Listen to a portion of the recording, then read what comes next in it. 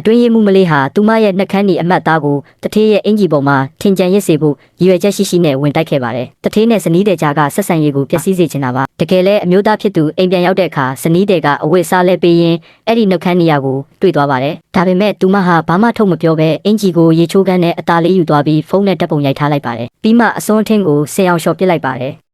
သူမဟာတခုခုကိုဆုံးဖြတ်ချက်မချခင်တေချာစုံစမ်းဖို့ဆုံးဖြတ်ထားတာပါသို့တော်လဲနောက်တစ်နေ့မှာခင်မွန်းဖြစ်သူဟာနှုတ်မဆက်ပဲအိမ်ကထွက်သွားခဲ့ပါတယ်တခုခုတော့မှားနေပြီဆိုတာသူမရိပ်မိလိုက်တာကြောင့်အိမ်ဖော်ကိုခွင့်တရက်ပေးလိုက်ပြီးသူမကိုယ်တိုင်လည်းအိမ်ကထွက်လာခဲ့ပါတယ်မကြခင်မှာပဲခင်မွန်းဖြစ်သူစီကဖုန်းလာပါတယ်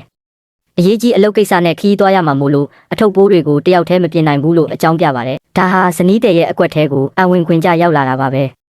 သူမကအိမ်ကိုချက်ချင်းပြန်လာခဲ့မယ်လို့ပြောလိုက်ပါတယ်အခုတော့သူမအသေးစိတ်အချက်လက်တွေကိုသိသွားပါပြီနှက်ခမ်းနေရကိစ္စနဲ့ခင်မွန်းဖြစ်သူအတွင်းရေးမှုမလေးနဲ့ခီးရီတူသွားမယ့်ကိစ္စကိုဆက်ဆက်မိသွားတာပါသူမမှာအသေးစိတ်အစီအစဉ်တစ်ခုရှိပါတယ်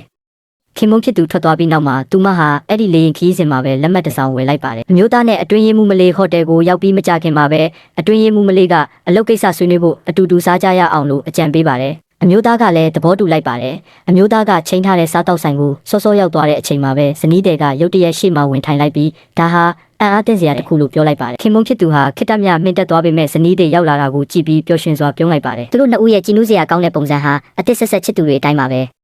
အဲ့ဒီအချိန်မှာပဲအတွင်းရေးမှုမလေးစားတောက်ဆိုင်ကိုရောက်လာပါတယ်ဇနီးဖြစ်သူကဘာမှမသိတယ်လို့ဟန်ဆောင်ပြီးအတွင်းရေးမှုမလေးကိုအတူတူစားဖို့ဖိတ်ခေါ်ပေမဲ့ခင်မုန်းဖြစ်သူကတော့သူမကိုပြန်ခိုင်းလိုက်ပါတယ်သူကဇနီးတဲ့နဲ့နှစ်ယောက်တည်းအချိန်ဖြုံးချင်နေတာပါအတွင်းရေးမှုမလေးကဘာမှမဖြစ်တယ်လို့ဟန်ဆောင်ပြီးထွက်သွားပေမဲ့နောက်လှည့်လိုက်ချိန်မှာတော့အရန်ဒေါသထွက်နေပါတယ်ဒါပေမဲ့ဇနီးတဲ့ကနောက်ကနေလိုက်သွားပါတယ်